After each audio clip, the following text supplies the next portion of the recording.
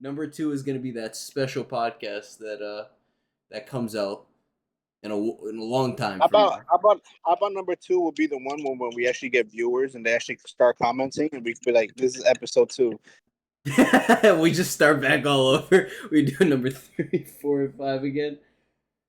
Yeah, let's Yep, do it. that's the way to do it. Perfect.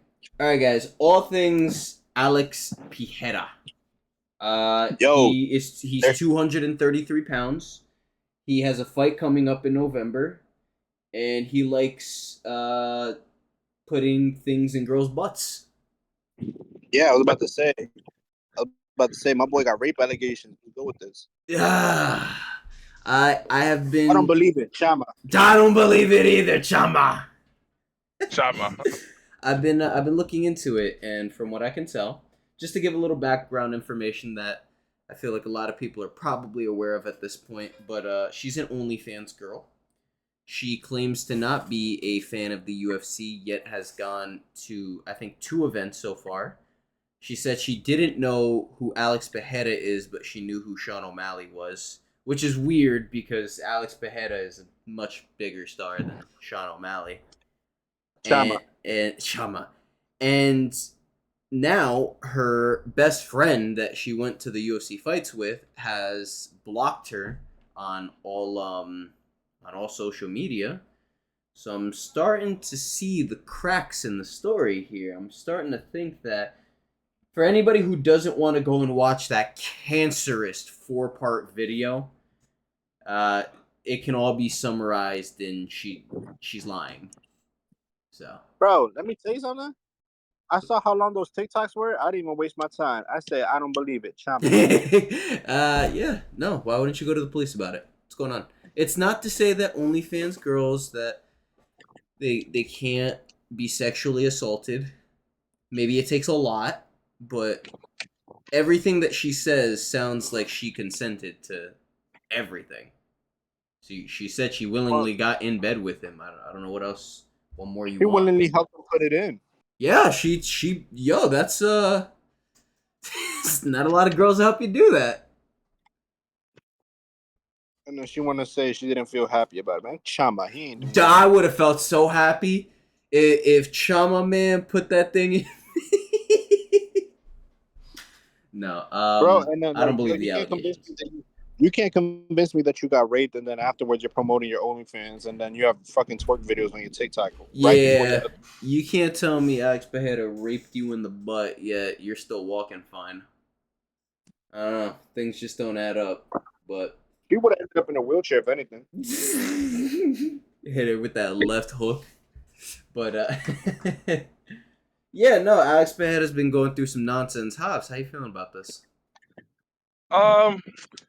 I don't know. I think it's a little like I don't know. See, the part that always makes it weird with like celebrities in general is you don't know anyone personally, you know. Yeah.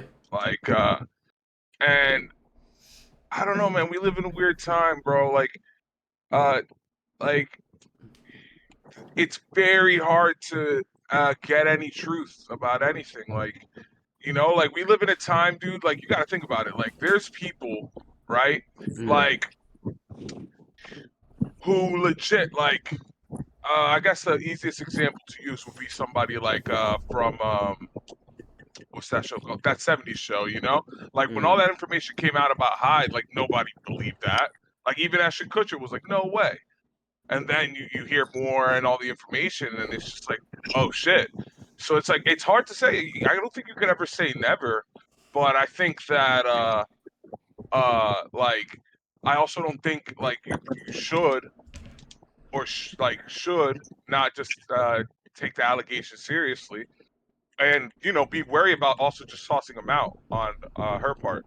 You know, I think like if you're gonna go down that road and accuse him of this, you should be prepared to show some like real evidence and really get after it, because at the end of the day, like let's say she's telling the truth, and then let's say though that you know she doesn't have any evidence or nothing, and you create this like this like falsehood or this narrative, right?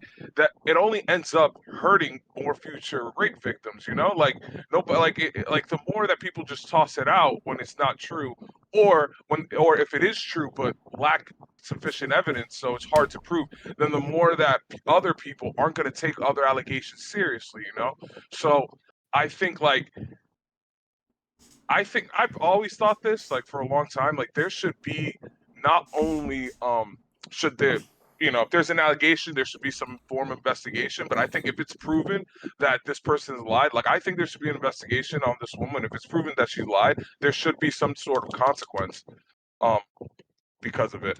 Like I've never like I met feel a red-haired girl who's told the truth. like That I is think my it's super input. important. It's super important, dude, because like you get all these crazy all the time. You get false allegations, and it doesn't help anybody. So there has to be some deterrent for false allegations. Because if you knew you could spend jail time if you were lying, or like you can get in some serious trouble if you were lying, I think a lot less people who are lying would attempt to. If that makes sense. No, But why go on it's the truth. TikTok instead of just going straight to the police? Yeah, you Uh, know. I think a lot of times though, like I'm with you. I totally understand that. But a lot of times when you see it, and this is something you see in court cases a lot, you see patterns of like people not going to police. Like a lot of times they're not comfortable with that. I can't really tell you all the information behind the mentality of it, of why, but that's like a very common thing. So I think it doesn't surprise me. If let's say it comes out true, I wouldn't be surprised she didn't go to the police. I don't think TikTok would have been my answer. I do think that TikTok is weird, but I think like any of it is definitely possible. And It's a very little suspect. It's a little suspect. traumatic. Traumatic or dramatic? A little bit traumatic. I mean, either way it's traumatic. Like even if it's true, it's traumatic for her, and if it's a lie, it's traumatic for him. You know what I'm saying? So either way, it's a traumatic event. I can't Because like imagine think anybody about it, bro. traumatizing that man. Yeah, but think about it, dude. Like that's your public figure, dude.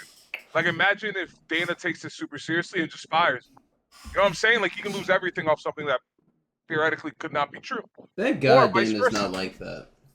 But you get what I'm saying? That's why I consider this a traumatic event either way, Yeah. because of that aspect of the situation. Yeah. Well, that's my opinion, anywho. I'm Um, just a humble man. and lastly, there are some rumors that he's going to be fighting in November, specifically on that MSG card. Bro, he And can fight now. I don't care. and that's the crazy thing. He's not fighting Magomed Ankalaev. So I told you. I told you. it's Give he me Ankalaev. Ankalaev is fighting Alexander Rakic. That's an interesting matchup to put together. Rakic coming off a loss, Ankalaev coming off a win to who? Johnny Walker? No contract? Yeah. But dude, Rockets looked good in his loss, man. Like He that's the looked he thing. He looked didn't look. He good, didn't look bad. and then he lost. Yeah, That's I know, but we say it all the time. Like the Dan Ige fight, like that was a loss that put them both up. That was a loss where him and Lopez both won. You get what I'm saying? yeah, Sometimes you get those. circumstances. Oh, What's or up, Pyro? Mr. Who was it? Or yeah, who was it that fought John Jones that broke your heart, Jason? What, Dominic Reyes? Yeah, it was Dominic Reyes, right? That's what I'm saying. Dominic Reyes had a great fight. He lost. Yeah, yeah, man. Ridiculous. But we got a lot of matchups that have been announced, both across the PFL and the UFC. Mostly the UFC. You know what's funny, man? Francis versus Hanan Fiera just came out today. And Dana White, not even 2 hours later, is announcing that Hanato Moicano versus Benoit Saint Denis is going to headline with Nasruddin Imavov versus Brendan Allen. And that fight, I think, has some title implications on it. If I'm not mistaken, Brendan Allen has been rising through the ranks. He's already fought some of the top guys. He's fought Strickland, regardless if he's lost or not. And then Nasruddin Imavov is coming off he had a controversial win against Jared Cannonier. where it could very much so be seen as an early stoppage in a fight that he was very competitive, to say the least. Very competitive. But could have gone Jared's way if the fight continued, but we'll never know. How are we feeling about this Francis's return to MMA? It's the biggest thing right now. He already proved he could go to sleep. Somebody's gonna crack the code. You think Fajeda's gonna be the one to do it? Because dude, that's a big guy. Hanan Fiera is a big man. Jesus Christ, how he's like what, 6'7"? He's 6'8". Oh my god, he's huge. These are some Brazilian genetics. You think he's from the Amazon Poetan? Listen, man, it's very much so possible. Funny enough, 3 people have actually beat him, but granted, I'm pretty sure 3 people have beat Francis. So it's funny that these super scary guys have these losses on, you know? Well, technically, 4 people have beaten him. I think it 5. depends. I don't count the Tyson Fury fight, so 4. I think it depends, man, because honestly, again, like we haven't seen both of them are carrying some crazy power, but like just like we saw Ngannou get smoked, man. Like don't forget, like Izzy knocked out Pereira. You know, like you don't think Thank you, Ngannou can hit Hobbs. harder than Izzy? Thank you, Hobbs. You know, Yeah. like I love the guy. Don't get me wrong. I think like strike for strike, he's probably the best striker right now. But it's just like some of these guys, man. You know, I like. Like again, it just takes one clean punch and Ngannou hits. Ngannou hits like a truck. Yeah, this dude is not, dude. This dude is no joke. It is no joke, man. It'll definitely be a very fun fight, though. So Like this guy, as I said, I was telling you guys before. He, in my opinion, is like a technical heavyweight Johnny Walker. I don't know how the hell this guy even makes the heavyweight limit. I'd imagine he has to cut a pretty good amount of weight. Like Francis, at some points, maybe even now, cuts a good amount of weight. You know, mhm. it's kind of insane. You know, it's also weird, and I haven't watched, I guess, many of his fights, but this is very interesting. Henan has 3 no contests. What are these no contests for? I'm very That is curious. very interesting. Very He's on curious. his Ankalaev vibes. He's on. Yeah, interesting. I'll look back into it and post something on the screen when I figure out what exactly the issue is. But yeah, dude. After Francis getting knocked out by Anthony Joshua, showing off that shin can be cracked, man. It really can be cracked. Granted, it was in boxing, so we have to take that into account. But Give me bones. Give me bones. you think they'll do a cross promotion, man? And I've actually heard a little bit of rumblings about a cross promotion between the UFC and another organization. And I think the top of the list right now is One Championship, which is very understandable. They're the biggest organization outside of the UFC and on the Bring other back side Mighty of the Mouse. Bring back Mighty Mouse. At 125 or 135, because he fights at 135. He's kind of semi-retired right now. I don't care. You see how great my man's is in jiu-jitsu, though? Oh my boy, Yeah. Mighty Mouse will come back with a bang. Yo, anybody that wants the smoke, give it to him. It is kind of crazy the way he's been able to transition, especially into gi jiu-jitsu. That just shows you how high level his brain functions at, where he needs such a challenge. Because listen, man, strength matters in the gi. It really does matter, because you get in positions where you're gonna get locked up depending on a grip, and some of these grips, man, if you're DJ going into the absolute weight class and going against these guys that are literally 100 pounds more than you, these grips are going to feel like vices. And he still wins. He still wins. And he still wins. It's absolute insanity. Like I said, bring me back Mighty Mouse. I 100% know that if he comes back, ain't nobody touching him. I don't care. You might be Argue with right. me. You might be right on Argue that. with me. I don't care. Who, in terms of What's his 120, age? What's his age? I believe Mighty Mouse is what, 37, 38? I'll look it up right now for us. I don't care. He is That's my 37. boy. He's 37 years old. Yeah, You're not he. concerned? You're not concerned with the age? Davison Nope. Figueroa just beat Cheeto Vera. He's 37. Glover And, Teixeira became champion at the age of 42. and that, yo, did you I see know. Tony Ferguson versus Islam Makhachev? Did Is you that see? real? They're just Is that giving real? it to it. No, it's not real. I wish. No, I don't wish. I understand. I understand. Teixeira, I get it. I get it. That's an But anomaly. those are usually exceptions to the rules. Very You know, much I'm not. so. I'm not saying he can't. I'm just saying there's something we got to think about. Like, I'd rather him not fight and not get that chance than fight and end up like Ferguson. You know what I'm saying? Like, I don't want his legacy taking hits, bro. But that's the Like, thing. that scares me. If you put, I'm going to be very real. If you put DJ back into the 125-pound weight class against Alexander Pantoja, DJ wins that fight. Not only does he win that fight, he wins that fight easily. He wins that fight easily. Either by knockout or submission. Either by knockout or submission. I think he finishes Pantoja. I don't think there's any way that Pantoja actually makes it out of that fight. He has good wrestling and good grappling, but it's not going to be good enough to hold somebody like DJ down. It's really not. And he's not offensively minded enough to actually pose any real danger towards DJ on the feet or on the ground. Sure, he might hit a little hard, but how often is he really even going to hit DJ? So I'm going to have to say DJ comes back to the UFC even now. There's he's winning the 125-pound belt back. Like I said, don't do that cross promotion. You don't want to get me excited. Bring back Mighty Mouse. Yeah, and that's the thing too. Dana made a huge mistake letting him go.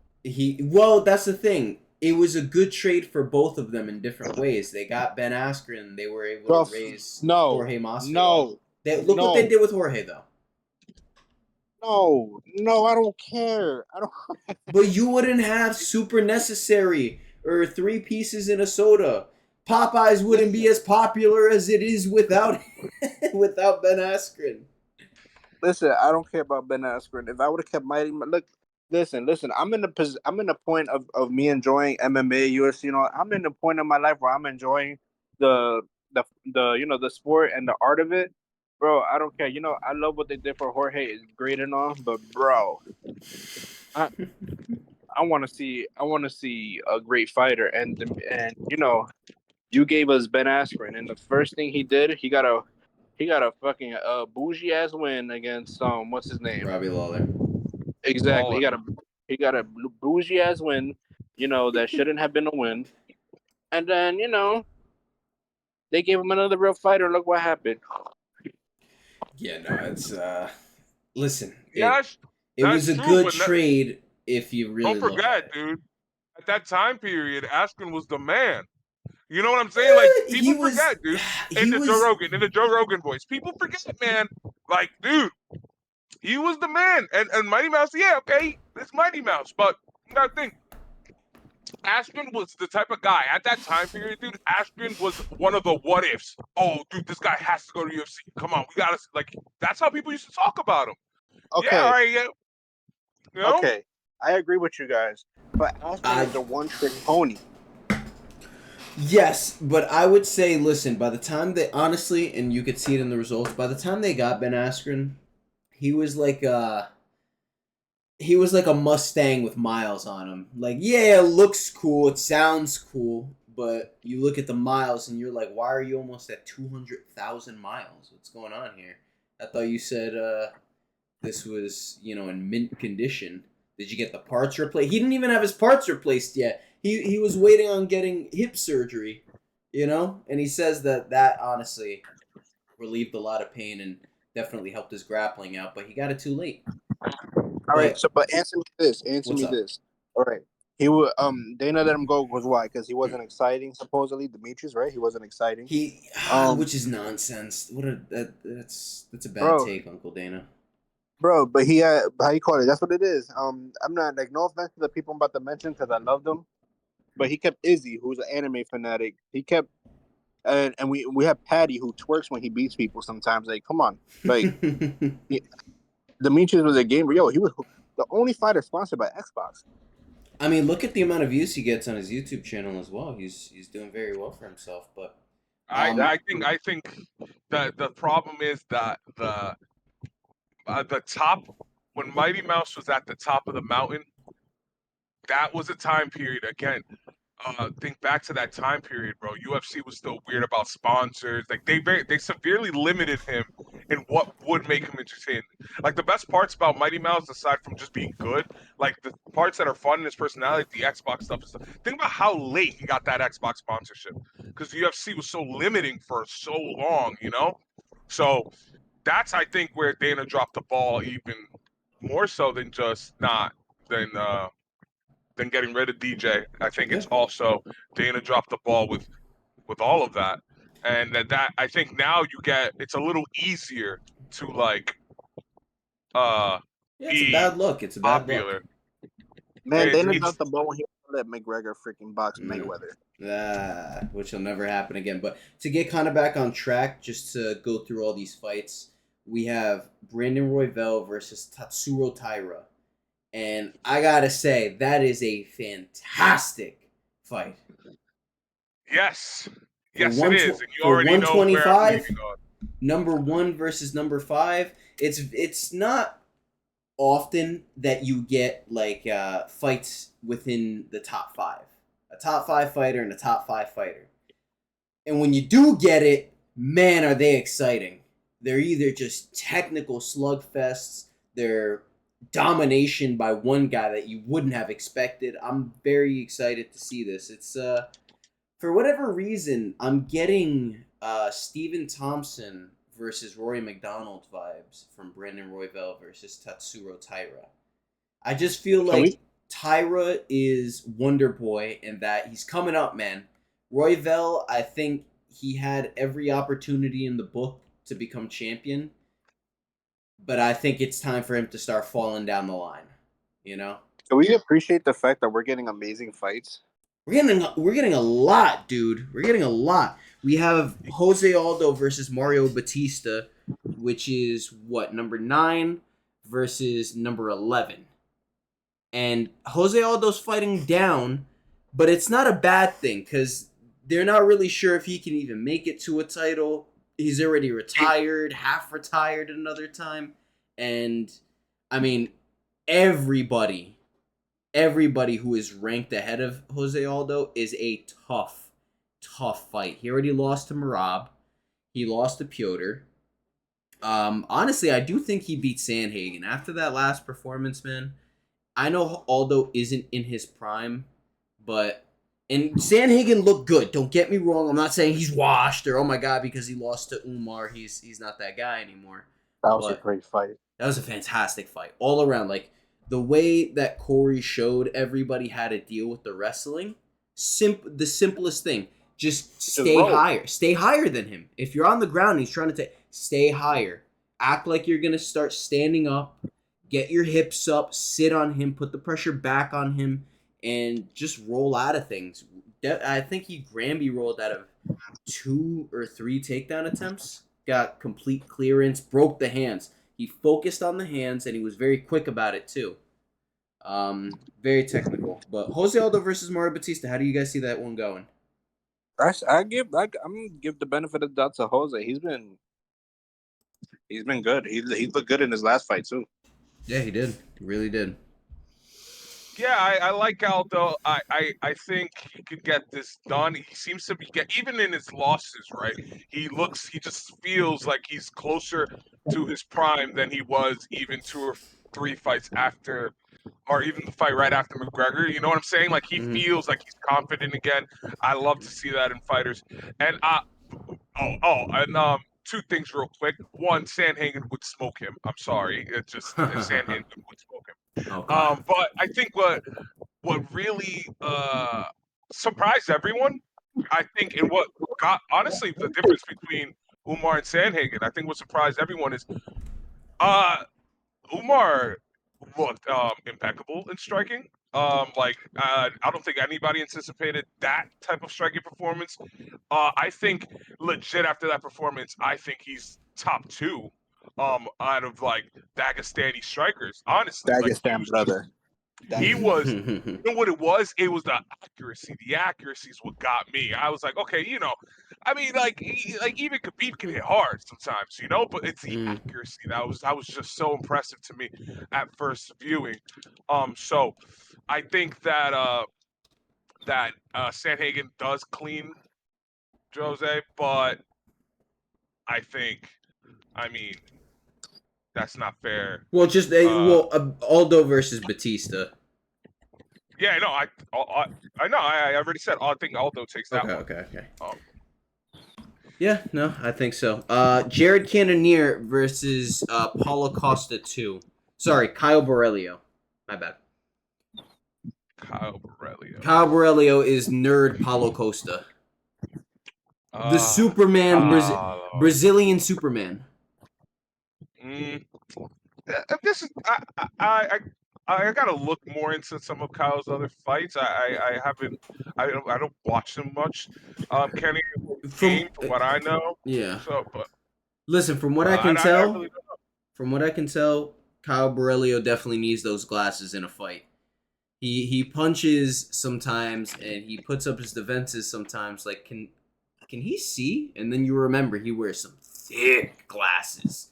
He wears like Charles Efforts? Like Charles Oliveira thick, But yeah, that's gonna be a fantastic fight. Early predictions, realistically, I'm gonna have to go Kyle Borrelio. I think Jared Cannonier is getting up there. I think after that controversial Nasruddin Imavov loss, I don't know, man. Jared doesn't look like he's slowing down, but I don't know if this is another fight he's gonna be able to get through against these younger guys. He's getting older. We got RDA versus Jeff Neal, and in a weird way, this is gonna be a good fight. Don't get me wrong. It's gonna be great to watch. It's number 13 versus God. Where is Jeff Neal even? Is he even? Yeah, he's number 10, and then RDA is number 13 at lightweight. So this fight has weird implications. It doesn't really do much for either fighter, Yeah, I don't know, man. Jeff Neal's the kind of guy that I'm just like, yeah, he's gonna get washed, and then he wins. So and when it comes to his fight, towing costs, don't care. It's hard to like. He's just one of those guys, and are you trying to say it's hard to judge somebody when they're not consistent? Yeah, like it's just hard because I'm telling you, every time I bet against this guy, he's won, and when I bet with him, he loses. So I'll probably honestly, for the card, I probably just won't even bet on this fight. I'm just gonna be like, you know what? It's fine. You just gave me a Dustin Poirier vibe. I'm not gonna I won't lie though. Jeff Neal does concern me. So I guess a reason to lend into the fact as to why he's so inconsistent. He did get sepsis, and sepsis is a very, very violent blood infection, and it can kill you. Right? That shit could last for a while too, right? Like even when you're done with it, it can come back and shit. It's not that it comes back; it's that you're gonna end up feeling these waves of weakness, and that's really bad, especially if you're somebody who has to cut weight for a fight. That's I'm gonna have on this one. Not a lot. I'm gonna have on this one. You're gonna have to go Jeff Neal. I'm probably gonna have to go Jeff Neal too. He's a bit younger. I do believe he still has the thing. He put up a great fight against Shavkat before he got submitted. It was a fantastic fight. But yeah, gonna have to go with that one. And then we have the rematch of the fight that never happened. Khamzat versus Whitaker. Listen, Whitaker. The fight happened. Whitaker. I'm not. It's like Khamzat's like another McGregor type shit right now, or John Joe. Like that nigga say he's gonna fight and then it never happens. I'm not looking too forward to this. I just think they cocked Whitaker. It's that simple. Well, that's the thing. Hey. Whitaker actually asked for the fight. He said, "I want to fight." He said, "I want to fight Khamzat." Dude, I don't even care. They cocked him. You can't, dude. You can't tell me this guy ready to fight, ready to fight. Other guy pulls out. He goes. He handles business. Knocks out the replacement, and then you're like, let's just rebook the fight. I don't know. Like it's just to me like Thank you, I Hobbs. just. It's just Thank even you. if Whitaker wants that, like you just tell him like, dude, shut the fuck up. Like we're getting you like a big time fight. Like it has to happen. Like I don't know. But It that's just the feels. thing. I think that's the only fight that is kind of the only fight that's available for I him right told you now. the fight I wanted for Whitaker, man. I told you. He's not I getting don't give a Strickland. fuck. He's not getting You it. do Strickland, man. I don't fuck that, dude. Strickland Why said he's not? waiting. Strickland said he's waiting. He's not. Right now, this is how the middleweight landscape is. Duplessis versus Israel. So that's the champ versus number 2. Sean Strickland's Izzy by sitting out. knockout. Sean Strickland is sitting out. He's number 1. Whitaker's number 3. He's fighting number 11 in Hamza. Nasruddin and Jared or Nasruddin is 4. Brendan is 7. They're fighting. Jared is 5, and he's fighting Kyle Barilio at 12. Marvin Vittori, I don't know what he's doing. I don't know if he's just out there eating Italian food, not training. I don't know what's going on, but he's not fighting. So they can't fight either. That would have been a rematch, and man, did Whitaker take it to Vittori. Then you have Paulo Costa at number 8. That fight's clearly not happening again. You don't disrespect Whitaker by putting him in there against Hermanson, because also, what if in the off chance Hermanson beats Whitaker? No one wants him to have Dude, any title implications. None. I know, bro, but like this situation to me, dude, like if I'm any other fighter in the UFC, I'm never taking short notice. Like if my fight gets canceled, I might jump in on it, but I'm never taking it because I'm like, why would I take it? I'll just be in the same position. Like you know, like what's the benefit of it? I don't know. What I'm saying is What? right now is that I agree with Hobbs. Give him Sean Strickland because Hamza is not a guarantee. It's No, not he's a guarantee not. at all. He's not at all. Bro, he'll get a little cold and he'll be like, I'm not fighting. I don't feel good. I've been poisoned. I've been poisoned, brother. Me and Deontay Wilder got poisoned at the same restaurant.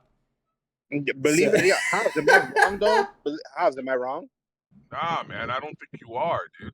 Yeah. Because I don't even think Hamza's a contender anymore, bro. I'm not even lying to you.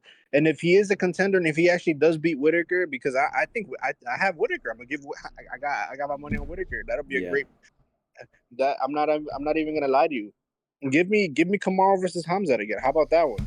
Give me a 5-rounder, not a 3. Make it at 170 as well. Exactly. Make it at 170. Talk to me nice.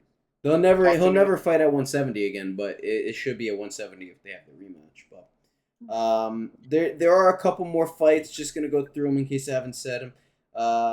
Dan Ige versus Lerone Murphy. That's gonna be a good one. Rob Font versus Ige's Tyler winning. Phillip. Ige's winning. Dan Ige's definitely winning. Eric Anders versus Chris Weidman. This fight just came out pretty recently. It's crazy Chris Weidman's losing. Man, you think he's gonna do it? No, he's losing. He's not winning. Think he's losing? He won his Wait, you last said Chris Weidman versus who? Eric Anders. I'm gonna have to go Eric Anders on that one. That's high. Yeah, dude, I'm just gonna watch that fight sad. Yeah. And then Moicano versus Saint Denis, and bless you. Sorry. I think. Sorry, and Moicano's winning that fight. I'm sorry. I don't see Moicano wants money. Yeah. I'm not gonna lie to you. Moicano's winning that fight. I don't see this guy coming back after getting pieced up by Poirier. Yeah, especially after a staph infection. That's a potential career ender. Plus, Saint Denis is everybody was 35. saying that Saint Denis. Everybody was saying Saint Denis was gonna run through Poirier. Can you believe that? I couldn't even believe my ears when I heard that. People forget who Dustin Poirier is. I say 35. Actually, Saint Denis is 28. Like, he looks old. I'm not gonna lie to you because I'm with Hobbs. Like, you can't bet with Dustin because he'll pull a rabbit out of his hat or he'll just get smoked. But honestly, all jokes aside, like bro, I don't see him. I don't see Saint Denis coming back after getting pieced up by Poirier. Not like that. Yeah, and Moicano's not is actually a force to be reckoned with. Let's not forget that. Definitely. Yeah, I just think I think this is I know they're already both kind of stars, so don't misconstrue what I'm saying. But I think this is just who's the bigger star. This will prove it, and I say that because Denise was going through that, like that. I don't know if it was like a cold or an injury. He had something going on A with him. staph So infection. yeah. You see, he was dying. So maybe, uh, I mean, maybe that it'll be different now. He But was training like Khabibs did. it is Damn. true. But to Jairo's point, it is true though. Like sometimes these losses get in these guys' head, dude, and they don't come back the same. You see it all the time, you know. So Yeah, you're right. But yeah, this is a topic I've been dying to get to. I know Jairo's been waiting to talk about this as well, guys. Belal's video on the UFC of him getting the belt wrapped around him is the most popular video that the UFC has put out. Can you believe that? well, I'll tell you what. All Do right, we have an I've been doing. explanation? No, I've just been doing some homework on Belal. Okay, all right. I've Let's been hear doing some this. homework. Okay. Mm-hmm. Um, I did some homework and I did some research because I was like, you know what? I want to know what this guy's like. Let's take him out of the UFC. What's he like in real life? Mm-hmm. And I saw some interviews, man. And I'm not gonna lie to you. A little part of me is like, you know what? This guy's kind of cool. Like I'm not gonna lie to you. A little part of me is like, he's kind of funny. Like I thought it was hilarious that Khabib had to fix his belt for him. You know, like just stuff like that, and it makes me to tie it back to the DJ conversation. You know, like Uh-huh. how much of the boring is just fan perspective or like what like because he's not a big mouth because he's not doing like the popular trash talking, you know what I'm saying? Like it really made me think like damn, you know what, this guy kind of gets a bad rap. Like I don't hate him. Yeah, all right, his fight style's a little boring, fine, but it's not Mm-hmm. like he's like this terrible ass dude who like you know or like won't show up in a fight. Like he shows up in all his fights. You can never say he doesn't show up. He shows up, like he comes, he fights his way, but he always fights and he delivers performance after performance after performance. Yeah, it's in wrestling, but it's still a good performance. Like it was a good performance. And in this performance against Leon, it wasn't just wrestling. Like he straight up outstruck Leon. He was a better fighter. He was better than Leon, straight up in every facet of the game. So I don't know, man. I think I've turned a corner on Belal a little bit. Still don't want him to be champion because his fights are boring for the most part. But he uh, gets a little bit. They're a little mean to him. I I sent have a soft yeah. spot for the guy now. I sent the finishing rates for all current UFC champion. I'll put that up on the screen, and Bilal was sitting at a finish rate of 25%. The next one up is 38% in Alexa Grasso. He is below. I'm glad my grandmother called me for my lunch because I'm not talking about Belal. Ah, Jesus. He is. I don't know if anybody's been able to pick up on this yet, but Jairo is the biggest hater in the world. I've turned a corner on him, man. I turned a corner on him. I Number don't one hate him. hater. Listen, I don't hate him. I want to see what he wants to do. I want to see what he's gonna do. He says he wants to fight Shavkat, and that's already a step in the right direction. It's but he's already saying the things that all the other champions have said, and it needs to stop. Enough with the double champ status. You want to know when you get the double champ status, dude? I think you need to have at least 4 or 5 title defenses. Preferably 5. Have 5 title defenses against great contenders. Make sure the division is it doesn't need attention for a little bit, you know, because you gotta defend 2 belts. It's a very hard thing to do, and I understand why Dana's so apprehensive to let Pereira go up to heavyweight. Because it's like, first off, if he loses, it takes a little bit of stock away from him, no matter what, and that's that's not good for the current face of the UFC. And Aspinall is huge.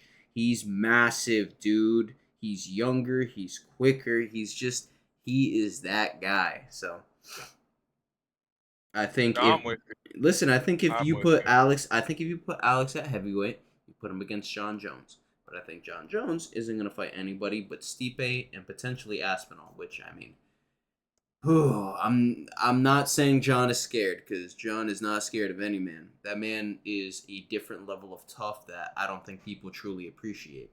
That man is a level of tough where he's down basically what, 3 rounds to Alexander Gustafsson, 2-3 rounds, and he manages to just whoop some ass in the championship rounds. That's the thing, man. You can shit on John Jones all you want. He even showed it in the Dominic Reyes fight. Yeah, Dominic won rounds 1-3, and that wins the fight, but championship rounds, baby, that's where the champion is made, and John Jones shows that he is tough. He had a bone protruding from his foot in the fight against Chael Sonnen and still continued. He had his arm hyperextended, ligaments definitely ruptured, and still put the beating on, what the hell's his name? You know who I'm talking about. Everybody knows who I'm talking about. Yeah, man. Go ahead. Go ahead. But yeah, nonetheless, I think Belal is going to be a good champ for the short amount of time he's going to be champ, because he's going to give us the fight we all want, and it's going to be against Shavkat, and I don't see him beating Shavkat. I don't. I love the no ducking. You know me, man. When there's no ducking, I love it. Like, if there's any complaint I have about Jones, is that he's ducking Tom Aspinall. Like, it's my only complaint. And that's the guy I call the GOAT. Listen, I think that I don't blame any fighter for going, I want double champ status, because that's their notoriety, man. That's how they cement their legacy. They're all gonna say that.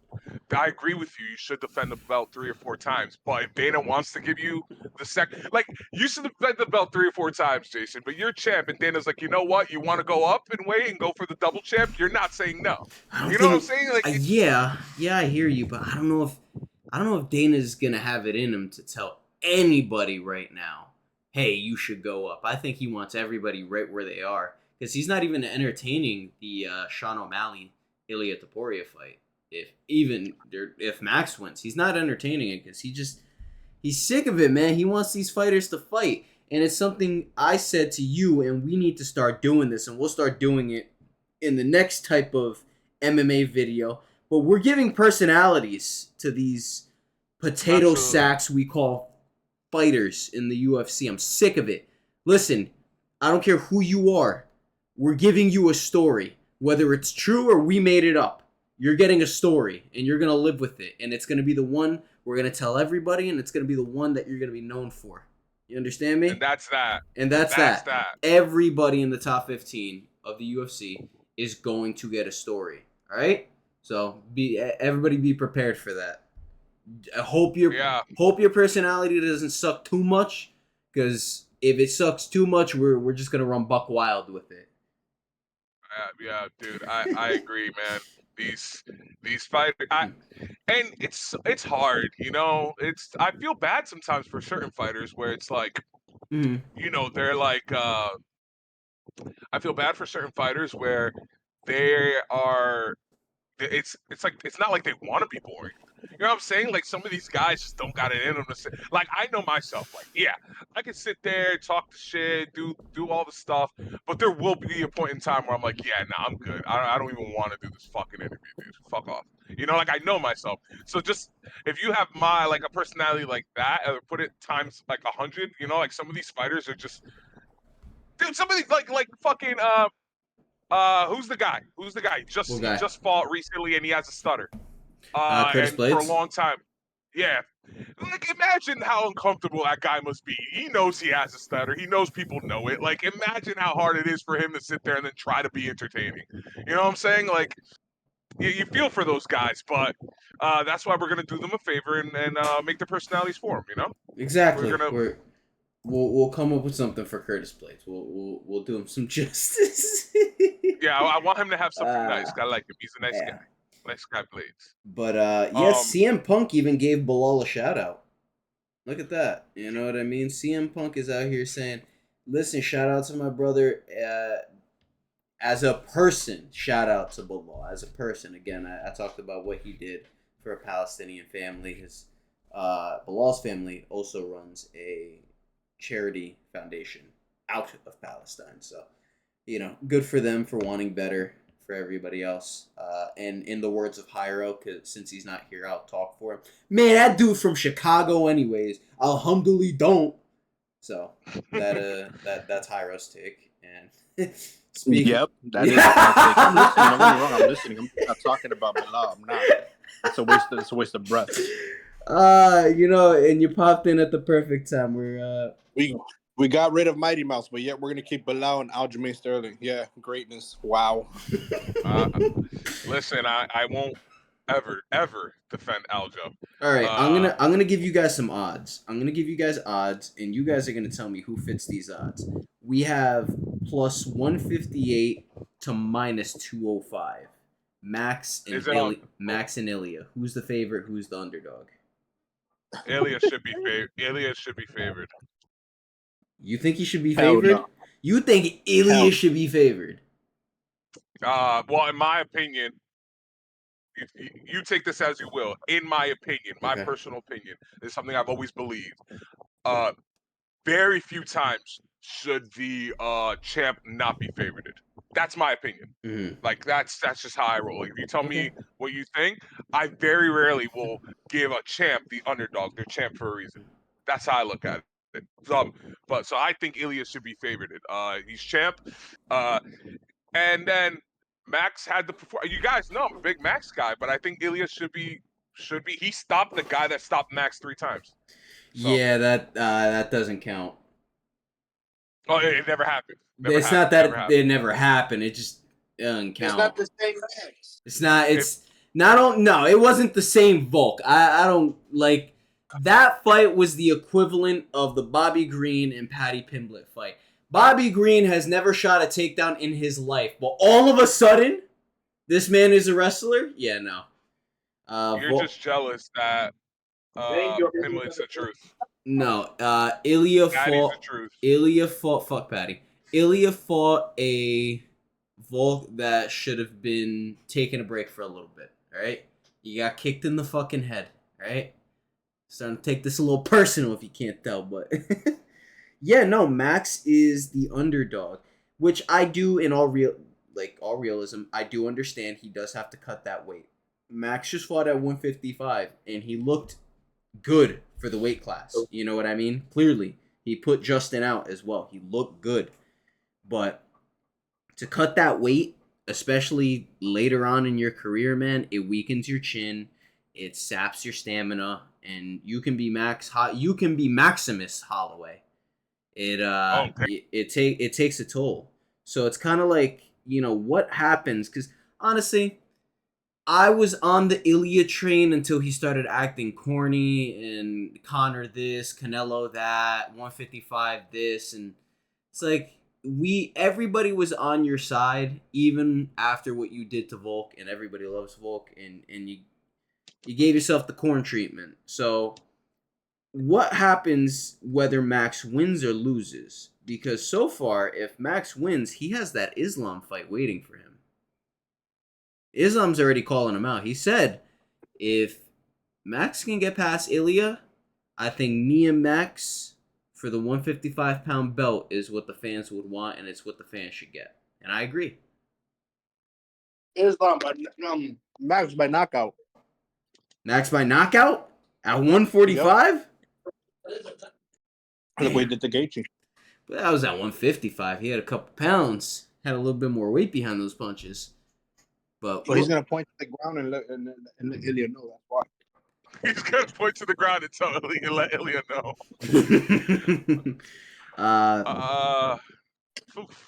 Tough matchup if that goes down. But I said it's gonna be a striker to take him down. I think Max can do it. I'm not going back on that. I'm just gonna go Max on that fight. But see, that's the thing now. Now the other side of the coin. What if Max loses? Where does he go from there? Because he's still the BMF champ, but again, as we know, it takes away some sauce. Oh no, dude, that's easy. That's easy. Max Volk 4. Max Volk 4 at 145 or 155? 155, because that's where he defended against Gaethje. That's the easy call. If you're Dana, you don't lose either. If you're Dana, either one of them win, you're cooking. And if Volk does happen to win, you promote it like Volk's back, and then put him up against Ilya again. Fuck it. I think they said they want to give Volk the shot against Ilya after Max. That's the thing, though. You know, It should. they should. Yeah, but that's what I'm saying. You do either way. I think either way, we're getting the Max Volk 4. Either way, Before or after the that's Ilya my fight, because prediction. that's I think again, either way, it's that's it after. Okay, Win or lose for Max. okay. Win or lose for Max. I understand. Yeah, I'm gonna have to. Yeah, I'm definitely gonna have to go Max on that one, and it is going to be a tough fight. Like it's legitimately gonna be a tough fight. It's not gonna be easy by any means, and we're gonna see how it plays out.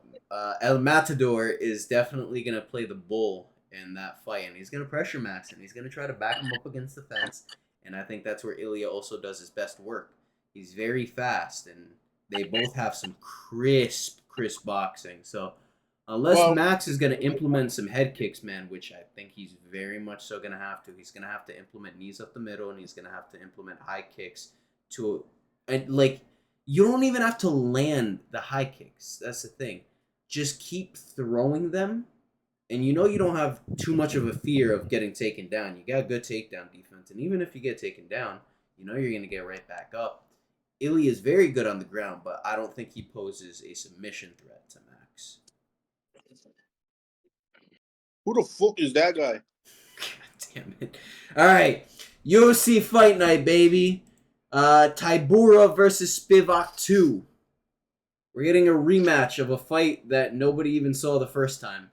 I don't know if anybody Bro, has... I was just thinking that, bro. I was just thinking that. I was like, yeah, okay, we're getting a fight no one asked for. Look, sure, whatever. I'll watch this. I'll bet on it. Spit back. Go for it. Sure. That's my Let Dana cook. Let Dana cook. Let Dana cook? Dude, I think we need to... listen, apparently Dana hasn't even been in the kitchen. A lot of people give Dana shit for a lot of the matchups lately and, a lot of the quote-unquote bad cards. But I'll tell you this. If you want better cards, watch the cards. Because then you'll get familiar with the fighters. Seriously. Watch the cards, get familiar with the fighters so that you recognize them next time they fight.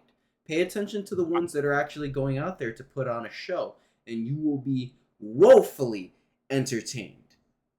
I think the problem that Dana's having right now, and I forgot where I heard this. I heard this on YouTube. I was watching someone MMA related, and they brought up a good point. That could have been Guru. It could have been experts. I really don't remember, but they made up a good point where it's the locations of these cards, and they were Guru I knew had a very big problem with the Vegas card, and like. I can't help but disagree with these cards. Like Abu Dhabi, dude, does get the fight night in Abu Dhabi are better than some of the pay-per-views we get here. Straight up. Yo, they're performing for the Sultan. Of course they better be.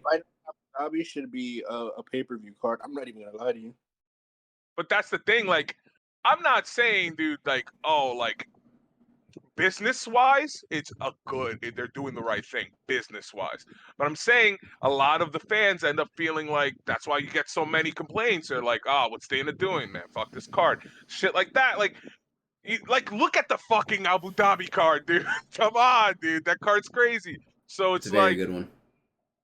Always good. So I think that's people's issue, which is why I think so many people complain about, Dana and dude, there's some fight nights, Jason, where if I was a casual fan and didn't like MMA, like I'm talking shit about Spivak, I'm still gonna watch the fight and be heavily entertained, But like if I was legit about not giving a fuck, dude, there's some of these cards some of these fight nights, dude, that I wouldn't even know were going on. I wouldn't even care. Yeah, this is not a card I would tell a casual to watch, but at the same time, you want to get into the sport, you better watch. So, we'll talk about a few of these fights. So, Sergey Spivak versus Marcin Tybura. Spivak, I'm pretty sure, I think his last fight was against Cyril Gunn, and he lost that fight. And then before that, he fought Lewis which he got a submission, and then before that he fought Sakai, and I believe that was a KO. Marcin Tybura. God, man, I can't think. I can't. I mean, he beat Tuivasa, but whatever. You know what I mean? Like, I don't know. There's nothing. There's nothing I can really say about these guys besides blobs are still fighting in the heavyweight division, and it's not because their bodies aren't solid. It's just the technique. There's such a discrepancy of fight skill in the heavyweight division. Everything after 5 is such a problem. Like, let's go to the heavyweight rankings. We have John Jones as the interim champ. We have Tom Aspinall as the champ. We have Ciryl Gane. We have Alexander Volkov. We got Sergey Pavlovich, and we have Curtis Blades, Stipe Miocic, and Jalton Almeida. After that, everything falls down. And everybody outside the top 7 doesn't compete with anybody in the top 7. It would have to take a lucky punch. You also have Ciryl Gane versus Volkov 2 in the works, which is kind of insane, man. You know? Nobody wants to fight Ciryl Gane, dude. And not because they're dunking him, but because they dislike the man. Straight up. Listen, man, I actually grew a little bit of disdain for the dude after he did it. Like, I was on the Ciryl train when the video of him and Ngannou came out, and it's like, wow, that dude snubbed him. Damn, Francis, that's messed up. And I'm thinking, fine, that was Francis's fault in terms of promotion and everything, yada yada. But then you have Aspinall, the English guy, calling out the French guy. That's a giant fight. And then to make it even better, I'm pretty sure the next, what was it? The next pay-per-view card was somewhere in Europe. Or the fight night cards. The fight night cards for both of them. No, I got it confused. Like, they fought in both Britain and in France when they both fought at the time. Aspinall and Ciryl Gane. What more do you need in terms of promotion besides to accept the fight? And Ciryl Gane didn't accept the fight because he thought he was too cool for school and he deserved the title shot, even though he's been granted, 2, 3 at this point. Pump the brakes, my guy. Pump the brakes. Yeah, dude. Dana just hates giving us the place that we want sometimes. That's what it is. I think. This is a fight. Like what you were saying about the heavyweight division is so true. This is a fight, dude, that I do not give a flying fuck about. But this is the right fight to make. Do you know what I mean? Like these guys should verse each other. I just don't care about it. If that makes sense. Yeah, the matchup is good in terms of ranking meritocracy, sure, but otherwise, and honestly, you know what? Screw it. We're gonna leave it there. You know what? For this card, I'm a casual. I don't care. The Nurmagomedov clan is undefeated. Umar, Usman, Khabib, they combined are 64-0. Who's gonna be the first one to take this O away? Who are we thinking? I think we have some names though, right? Who are we thinking? I think no. No? What do you mean no? You don't think anybody's taking that O away? Sorry, Hobbs. I know you want to follow the Dagestanis, but it's coming, bro. You know my reply to this, Jason. Dagestan up here, brother. Listen, it's coming. Umar versus Sean O'Malley it's coming, and Sean O'Malley's not gonna have an answer for any of his freaking wrestling. Wow, you think so? I know. Jiu-jitsu in his ground game, but bro, these Sambo guys are different. I think you're underestimating Sean O'Malley. I'm not trying to ride no skinny white dick, but listen, I think we got to give Sean credit here. I think he has an open marriage, so I think he'd let you.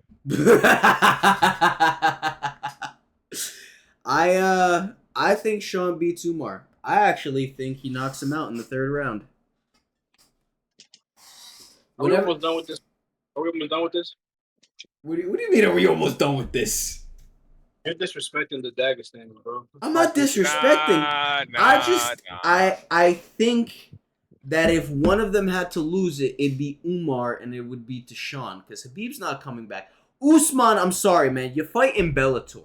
And I know they're slowly merging with the PFL, but who's beating Usman?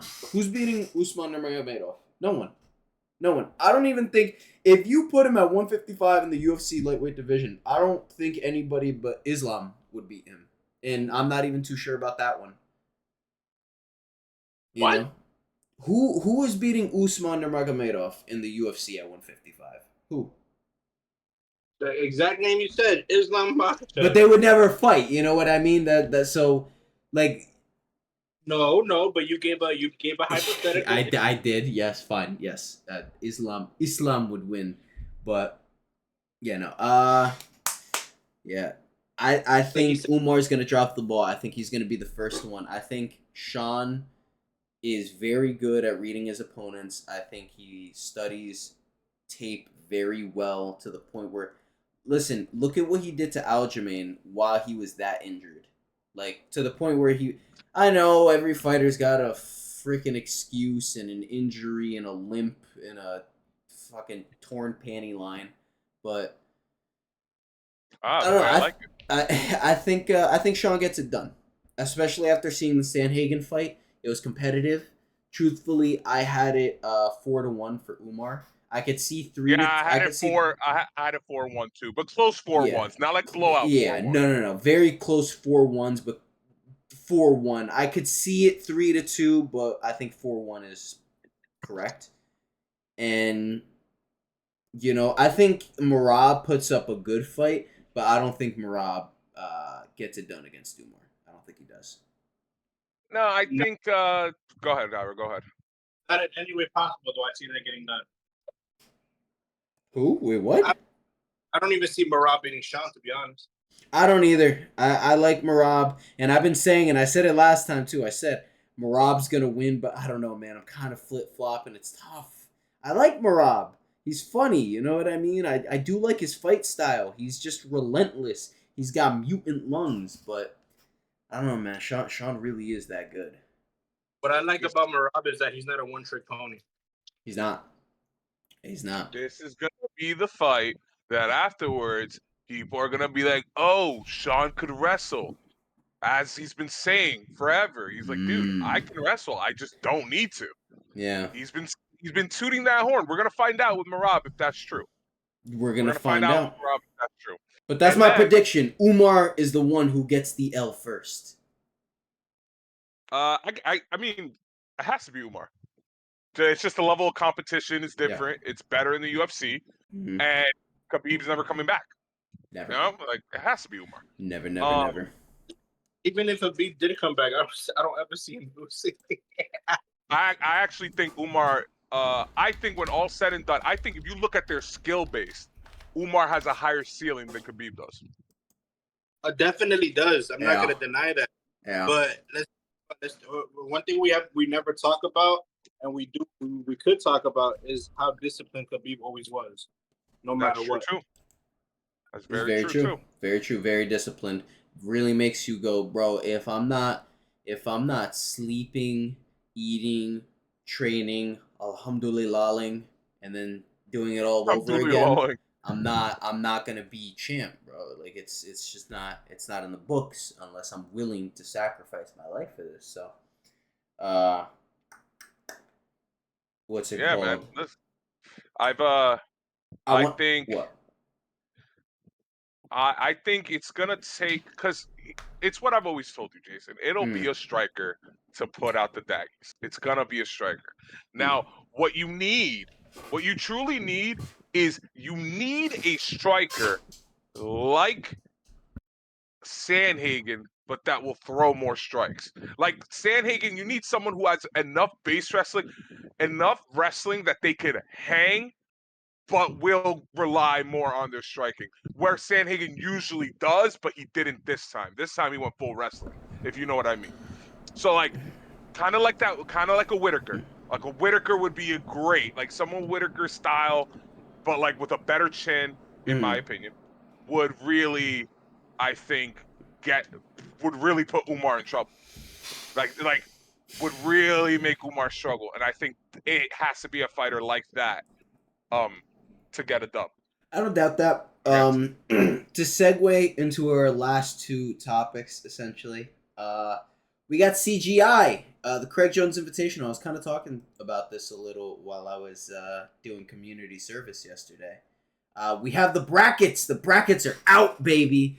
Jairo, I don't know if you've kept up with this, but for anybody who hasn't heard yet, doesn't keep up to date on jiu-jitsu, get updated with jiu-jitsu. This is the thing. This is the thing to know, because it's not even just jiu-jitsu guys in this. We have Olympic trial like wrestlers in here. We have UFC champions in here, and we have two divisions. So we have the over 80 kilogram bracket and the under 80 kilogram bracket. So the under kilogram bracket, in the first round on the left side, we have Jairo versus Jason Nolf. Not gonna lie, Jairo is the favorite, but don't be surprised if Jason Nolf can pull up this win. I wouldn't be surprised about it. He's a very technical wrestler. He's a fast learner, and I think he's gonna surprise people out there, especially if he's gonna try to stay away from the leg locks. In terms of getting into a Darce, I think he has more than ample defense against any type of head and arm choke or head choke, guillotine, or anything like that. There's a possibility he'll get his back taken. I don't see him pulling guard or anything like that, but I'm also going to try to hurry this up. Not going to go too in depth with all of these guys. We got Roberto Jimenez versus Levi Jones-Leary. That is going to be a fantastic match. If we're gonna debate first round fight of the night, that might be it. I'm telling you, that's the fight to look out for. And then if you have Roberto Jimenez versus Jairo in the quarterfinals, whoo, we got fireworks, baby.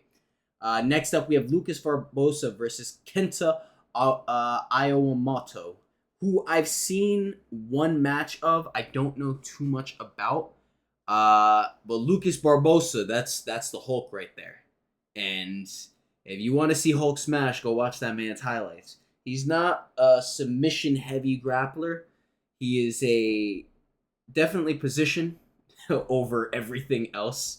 I don't know. These Atos guys are not great with submissions, but that's a whole different story. We have Andy Varela versus Joseph Chen. Joseph Chen, man, this is a kid that he's not even a black belt. I don't even think he's a brown belt yet. And there's a possibility he gets to the finals. In terms of his side of the bracket, if he has to watch out for anybody, it's Rotolo, Jimenez, and maybe Barbosa. He's got these three guys that he's gonna potentially end up facing, that are gonna pose the biggest problems, just because of size in Barbosa's case, and in Jimenez's case, but also skill with Jimenez and Rotolo. On the right side, we have Cade Rotolo, another Rotolo brother. Man, these twins are so good. Versus Mateus Denise. Mateus Denise is the guy who he won gold at ADCC at the last ADCC. He hasn't been grappling for a little bit. I believe he's had a little bit of an injury, and he got a little chunky on his break. His last match, I believe, was against Mason Fowler. And I'm going to be honest with you, because of the inactivity, and he's going against Cade Rotolo, who is the reigning ADCC champion in his weight class, I don't see him getting past Rotolo. Next up, we have Hanato Quanto, that's going to be a good, versus Tommy Langacker. That's going to be such a good one. Honestly, this is the other fight in the first round that might be fight of the night in terms of just spectacle, flying submissions off the pit walls, everything. We have Mahed Haji versus Eogan O'Flanagan. I don't know too much about either of these guys, so I don't want to say too much and disrespect them, but I assume it's going to be a good match, and they will have probably the number one seed in actually a top 4 seed in their next in the quarterfinals, only if they can make it past. So we have Nicky Ryan versus Andrew Tackett. Andrew Tackett is not to be messed with. This guy is dangerous everywhere. He is very technical. He's one of the few people in this bracket that can compete with Nicky Ryan technically. The biggest thing going against Nicky Ryan is his gas tank, and that was very evident in Quintet when they went to Japan. The B team, Bulls, essentially. So, Nicky Ryan is one of the top 4 seeds in this bracket who is likely to get to the finals and also win the finals. I hear him and Joseph Chen have just been hammering away at each other in the room at B team, just getting ready to win this $1 million. This is a lot of money on the line, man. And you're going to see the best of the best go out there, compete, and try to strangle each other. Next up, we have the over 80 kilogram division. So this one, I'm gonna try to make this quick as well. We got Nicky Rod versus Max Gimnez. If I'm gonna make again quickly, Nicky Rod. I don't think it's going any other way. I think he's probably getting to the finals. I think he's actually favorited to win this entire bracket. Besides, there are a few guys here. Don't get me wrong. There are a few guys here that can pose a very big problem to Nicky Rod. But this is the dude who went out there and gave the GOAT, Gordon Ryan, the toughest match of his career, breaking his foot in the UFC Fight Pass match. And that's a bad way for Gordon Ryan to essentially, still be on the sidelines, that being the last match. Next up, we have Owen Lively versus Muhammad Ali. This is the battle of the roids, baby. This is everything anybody could want in jiu-jitsu. You could be the most casual of fans. When you see the body yaddies on these guys, I'm telling you, you're going to lose your mind. Owen Lively is a guy who's gone up against Nicky Rod. He lost their last match, but it was a very tough and grueling match. The wrestling exchanges in it were beautiful. Owen Lively is a catch wrestling champion. Not to be mistaken, he's often confused with just being a purely jiu-jitsu guy, but this man can wrestle, and he has horrible submission. Not horrible as in like bad submissions. Horrible as in I wouldn't want to be in any submission if he is applying the pressure. Muhammad Ali, coming off of a long layoff. This man is gigantic, but as big as he is in size, his technical skills just are not there. This is a guy who lost to Lachlan Giles at the last ADCC by heel hook, and there was a 110-pound weight discrepancy. It's massive. So expect an Owen Lively and Nicky Rod rematch in the quarterfinals. Next up, we have Adam Bradley versus Kyle Boehm. Kyle Boehm, out of 10 Planet Jiu-Jitsu, I think he's going to get it done. And then we have, and guys, if you guys want to chime in on this one as well, if you guys know who both of these guys are, I assume you maybe know at least one of them. We have Pat Downey versus Luke Rockhold. And people are questioning why Luke Rockhold is in this jiu-jitsu competition. This guy has trained at AKA. He's trained with all the Dagestanis. And the biggest thing going for him is he is known for getting quick submissions off takedown entries. Anybody who goes for takedowns on Luke Rockhold, you can watch it in his MMA career. You can watch it in his short-lived jiu-jitsu career. You can watch it in the training footage that AKA puts out on YouTube. Anatomy of a Fighter is another one to look at. This man will catch you in guillotines, arm in, arm out, triangles, reverse triangles, darces, anacondas. He will get your back. He will choke you out. He will take you out. And he's going against Pat Downey, an Olympic trials candidate who, he didn't get to the Olympics, but man, this is a guy who tech-falled Gordon Ryan in, I'm not exaggerating, 11 seconds in a wrestling match. This is a guy who tech-falled Nicky Rod in a wrestling match. Not only tech-falled him, he suplexed the 255-pound man. Pat Downey is not a guy you want to take lightly. This dude is training MMA. He's been training his jiu-jitsu. You can expect him to come out with a fire, with a ferocity. On to the last section of the bracket. We have Victor Hugo versus Lucas Kennard. Victor Hugo, this guy is also a favorite to potentially win this entire bracket. He's a guy that's going to pose the biggest problems to absolutely everybody here when it comes to the wrestling, when it comes to the submissions, when it comes to the position. He can wait you out. He can lay and pray, and you can never end up getting out of his mount, getting out from under him. But next up, we have Ignacio Santos versus Pedrique Alex. I don't know too much about these guys. I assume it's going to be a good match, so I don't want to disrespect them and say too much. Next up, we have Daniel Keverlet versus Felipe Andrew. Felipe Andrew, I know of. I've seen a few of his matches, and he is good. I don't know too much about Daniel, so it's just going to have to be a fight that you're going to have to stick around for and watch.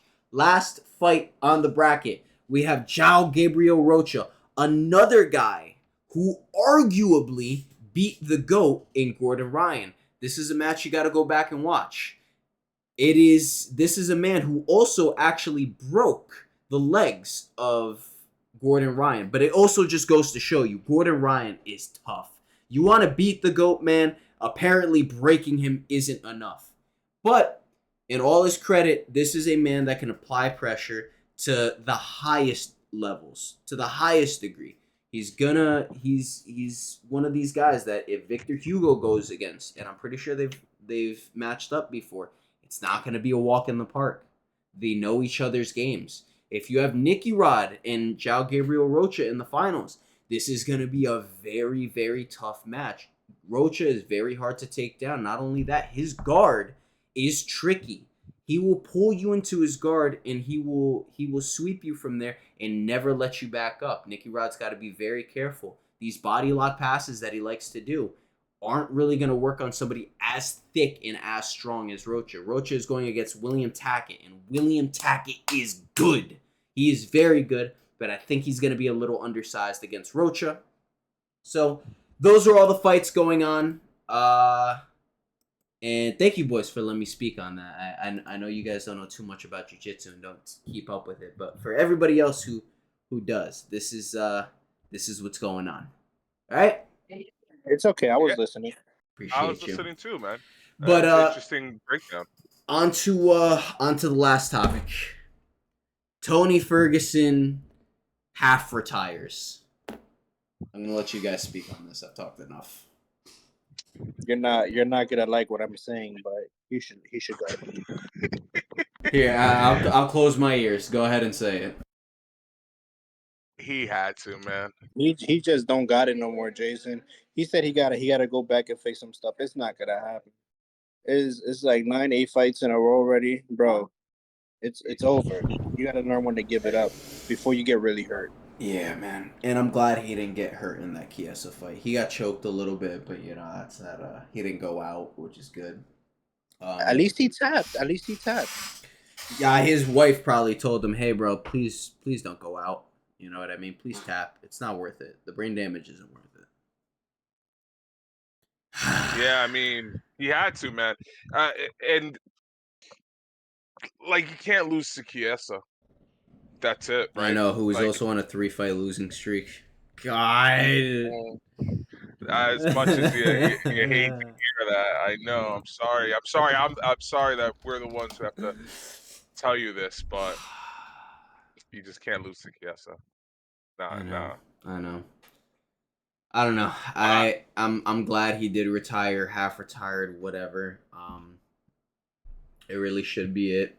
I don't know if they're even gonna offer. Na. Hey. Goodbye. You had to run. Yeah, man. It was a beautiful run, and honestly, I'm gonna say what's on everybody's mind. Tony is impressive both in winning and in losing. No one will ever have the streak that he does. No one will ever compare to the. Tell me who's. Do you think anybody is gonna break Tony's record of losses? No. I think this might be the record of all records. If there's one record that might never be broken, I think this one might be it. Yeah, man. I mean, I don't disagree with you. I think it's fine. Do you hear the pain in Jason's voice? Yeah, dude, I know. He's heartbroken. Listen, man, everybody saw Tony when, during COVID, when he fought Justin Gaethje, and that was just, that was the end of it. But I saw him before that, man. I saw El Kukui. El Kukui was a different guy for me, man, and it's sad that he's not here. I wish I could give Tony all the steroids. I wish I could give him all the all the BDNF. I wish I could give him all the ostranine and trenbolone and testosterone and but El Kukui's not coming back. I hope he stays fully retired. I hope he doesn't fight anywhere else. I hope his family, his coaches tell him, "Hey man, it really is time to hang it up because if you want to go out and fight, I'm not coaching you." Or the voices he hears inside his head. Fucking ass. All right. Do we have any closing remarks? Yeah, there's one more thing I wanted to. Yeah, there's one more thing I wanted to bring up. What's up, baby boy? Right quick. Just because I find this incredibly interesting. How do you guys feel about Shara calling out Diaz? Dude, just go fight Kevin Holland. What are you doing? Bro, I saw that call out and I was like, shut the fuck up. What are you doing? just go fight fucking Kevin Holland, man. He'll take the fight. That's such an easy one. Like, absolutely ridiculous. What do you like? He's never gonna fight in Abu Dhabi, and Shara can't fight anywhere else because no commission will clear him with that eye. So, let's make a real call out here and not call out somebody who's also like half retired, not really in it anymore. How we're gonna clear Bisping to fight and not him? That's racist. Well, because Bisping lied. Nobody actually knew. He never told anybody. Everybody thought that he had function in both of his eyes. Which is crazy, man. Freaking crazy that he was able to get away with it like that. Yeah, man. I think now, Jason, I'm 100% positive in my Bo Nickel destroys him take. Shara? Yeah, I think Bo Nickel Rex. He looked shaky with the wrestling defense. Yeah, that wrestling defense is... That was so weird. It looked so weird. Have you ever seen a Dagestani that bad at wrestling? Like, he's not from Dagestan. We don't claim him. Bro, he's from Dagestan. We don't claim him. He's clearly from Dagestan. Jason, I don't know. I'm from Dagestan. I showed you the mountains, dog. We don't claim him. Yo, he found out Honduras has a wrestling team, and all of a sudden now they're Dagestani. It's too funny. But all right, Jairo, you got any last words? Chama. All right, guys. Thank you for watching. Again, we're gonna have our 3 highlight videos from this week at the end of the video. So, if you hate us, let us know. You guys know how this works. If you hate us, if you have any questions, leave it down in the comment. If you truly hate us, find our emails, get our family's emails, message them, telling them how much you hate us. But all right, we'll see you guys. If you hate us, we'll get Alex to fuck you in the ass.